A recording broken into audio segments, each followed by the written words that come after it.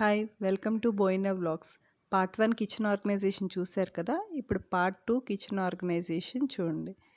So నేను షెల్ఫ్స్లో boxes అన్నీ ఆర్గనైజ్ చేసిన తర్వాత ఇప్పుడు నా కౌంటర్ టాప్ ఆర్గనైజేషన్ చూద్దాం. ఇక్కడ ఈ రెంటెడ్ హౌస్లో కౌంటర్ టాప్ ఆర్గనైజేషన్ దగ్గర ఎటువంటి కబోర్డ్స్ కానీ అలా ఏమి ఇవ్వలేదు. సో కొంచెం కష్టంగానే ఉంది ఆర్గనైజేషన్. అండ్ ఇంకోటి ఏంటంటే ఇక్కడ నాకు ఈ స్టఫ్ అంతా ఇప్పుడు అక్కడ ప్లేస్ చేయాలి. ఇక్కడ నాకు 2 రాడ్స్ ఇచ్చారు. ఇవి ఎందుకు ఇచ్చారో నాకు అర్థం కాలేదు. సో ఇవి కూడా గుచ్చుకోకుండా నేను పిల్లలు వచ్చిన గబుక్కుమని ఇలా వంగినా గుచ్చుకోకుండా కూడా నేను ఇప్పుడు వాటిని ఆర్గనైజ్ చేయాలి. సో ఇది గొప్ప టాస్క్ నాకు. దీనికోసం నేను ఆల్రెడీ 2 ఇయర్స్ బ్యాక్ తీసుకున్న ఆర్గనైజర్స్ని ఇప్పుడు యూస్ చేయబోతున్నాను. సో అందులో ఇదొకటి అనమాట. ఇది నేను ఫ్లిప్కార్ట్ నుంచి తీసుకున్నాను. ఇవన్నీ మనమే నెయిల్స్తో ఫిట్ చేయించుకోవాలి. సో ఆల్రెడీ నేను చీమలు రాకుండా చాక్ పీస్ అది రాసేసి షీట్స్ వేసేసుకున్నాను. అండ్ దీనికి బ్యాక్ సైడ్ షీట్ నేనే అతికించాను. ఎందుకంటే ఇది నేను ఇప్పుడు ఆ 2 రాడ్స్ మీద పెట్టబోతున్నాను.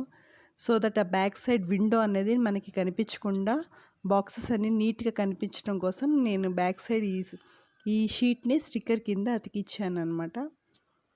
ఓకే, ఇలా ఉంటుంది. సో ఈ బాక్సెస్ అన్నీ ఇప్పుడు నేను ఇందులో ప్లేస్ చేస్తాను. రాడ్స్ అయితే చాలా గట్టిగా ఉన్నాయి. సో ఇక పక్కన ఒక పిక్ యాడ్ చేశాను. అందులో లాస్ట్ టైం పాత ఇంట్లో నేను ఎలా సర్దుకున్నాను అన్నది అక్కడ యాడ్ చేశాను అనమాట. సో ఇప్పుడు అది తీసుకుని వెళ్ళి పైన ప్లేస్ చేద్దాం. సో చూడండి, ఆ బ్యాక్ సైడ్ విండో నేను అసలు ఓపెన్ చేయను. ఎందుకంటే మాకు వైజాగ్లో ఫుల్ గాలి వస్తుంది. సో అందుకని గ్యాస్ ఊరికనే ఆరిపోతుందని చెప్పి నేను అసలు ఆ విండో క్లోజ్ చేశాను. సో ఇలా ప్లేస్ చేసుకున్న తర్వాత సో నా ఐటమ్స్ అన్నీ ఒకదానికొకటి ప్లేస్ చేశాను. సో పైన అంతా అన్యూజ్డ్ ఐటమ్స్, రెగ్యులర్గా యూస్ చేయని ఐటమ్స్ అన్నీ పైన పెట్టుకుంటాను. ఆ తర్వాత కింద కొన్ని బాక్సెస్ మిగతావన్నీ ఇక్కడ ఆర్గనైజ్ చేసుకుంటాను. సో ఈ కబోర్డ్ అంతా విడివిడి పార్ట్స్ లాగా వచ్చింది. సో మా హస్బెండే ఇదంతా ఫిక్స్ చేశారు. సో ఇలా plastic items, dry fruits, daily బేస్గా నాకు యూజ్ అయ్యే ఐటమ్స్ అన్నీ ఇక్కడ పెట్టుకుంటాను. అండ్ పైన చట్నీకి కావాల్సినవి టీ పౌడర్ అండ్ షుగర్, ఇలాంటి మెయిన్గా రెగ్యులర్గా యూస్ చేసుకునే ఐటమ్స్ని ఇక్కడ ప్లేస్ చేసుకున్నాను.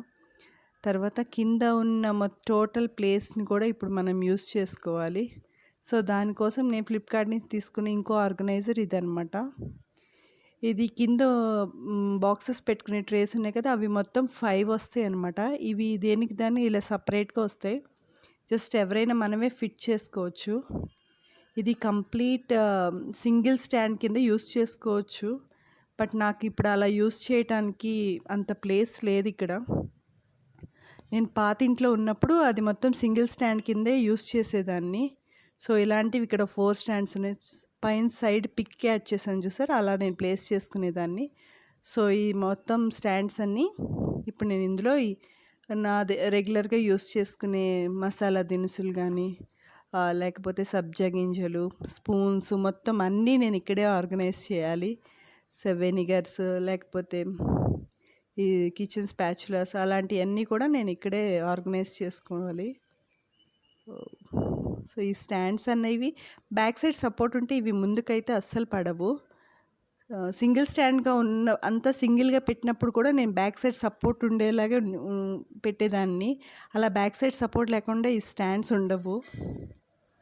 ఈ స్టాండ్స్ నేను ఆన్లైన్లో కొన్నప్పుడు ఇవి వైట్ కాకుండా వేరే కలర్ ఉంటాయేమోనని ట్రై చేశాను. పైన కొన్ని ఆర్గనైజర్ లాగా బ్లాక్ దొరుకుద్దని ట్రై చేశాను, బట్ దొరకలేదు. వైట్ రెగ్యులర్గా కొంచెం ఈ ఆయిల్ మొత్తం మడ్డిలా పట్టేస్తుంది కదా, అలా పట్టుద్దని అనుకున్నాను. బట్ అలా ఏమీ పట్టలేదు. నేను మంత్లీ వైజ్ కానీ లేదా 2 మంత్స్కి ఒకసారి కానీ ఈ ఆర్గనైజర్స్ అన్నీ వాష్ చేసుకుంటాను. సో ఈ పైన ఈ 2 సైడ్స్ అయిపోయిన తర్వాత కింద స్పూన్స్ పెట్టే స్టాండ్, రెగ్యులర్గా స్పూన్స్ మా బాబు హైట్కి అందాలని చెప్పి నేను ఇంకా పైన పెట్టను, ఇవి ఇక్కడే పెడతాను.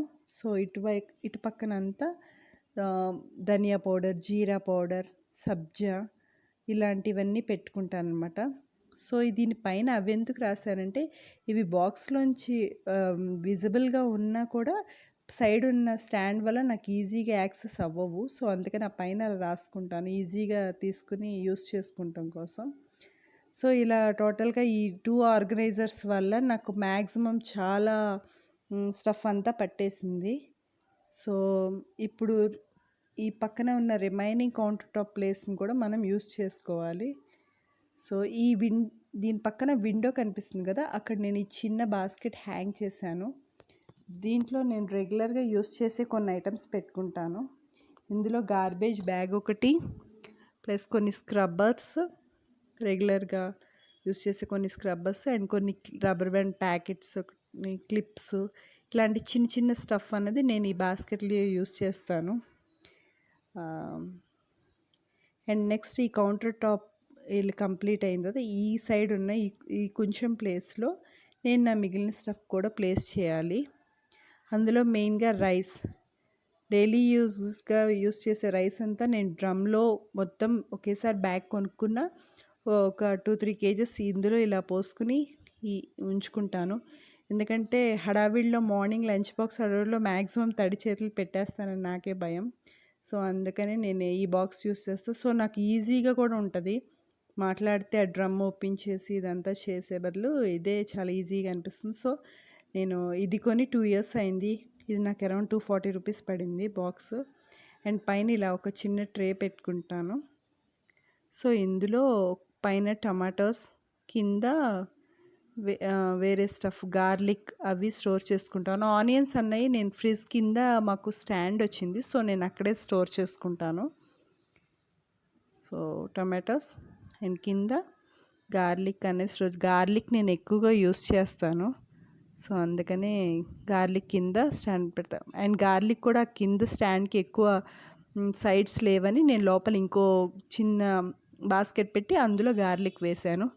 సో, ఫైనల్లీ ఇంకా రిమైనింగ్ ప్లేసెస్‌లో మనం మిక్సీని అరేంజ్ చేసుకున్నాం. ఎగ్జాక్ట్‌గా సరిపోయింది. మిక్సీ నేను సరిపోదేమో అనుకున్నాను. సో, ఫైనల్‌గా అది ఎగ్జాక్ట్‌గా సరిపోయింది. మొత్తం ప్లేస్‌ని యూజ్ చేయగలిగాను. లేకపోతే మిక్సీకి ఇంకో స్టాండ్ పెట్టి అక్కడ మిక్సీ పెట్టాల్సొచ్చేది. సో, ఎగ్జాక్ట్‌గా సరిపోయింది. సో, ఫైనల్‌గా నా కిచెన్ ఆర్గనైజేషన్ అయిపోయింది. హోప్ మీకు నచ్చి ఉంటది. మీకు కూడా ఈ ఆర్గనైజర్స్ నచ్చితే మీరు ఫ్లిప్‌కార్ట్‌లో ఆర్డర్ చేసుకోవచ్చు. కిచెన్ ఆర్గనైజేషన్ ఎంత ఇంపార్టెంటో కిచెన్ మెయింటెనెన్స్ కూడా అంతే ఇంపార్టెంట్. వీక్లీ వన్స్ ఒకసారి బాక్సెస్‌ని క్లీన్ చేసుకుంటాం. మంత్లీ వన్స్ వాష్ చేసుకుంటాం అన్నది చాలా ఇంపార్టెంట్. సో, ఫైనల్లీ నా కిచెన్ ఆర్గనైజేషన్ కంప్లీట్ అయిపోయింది. Hope you like this video. Please share, like and subscribe. Bye.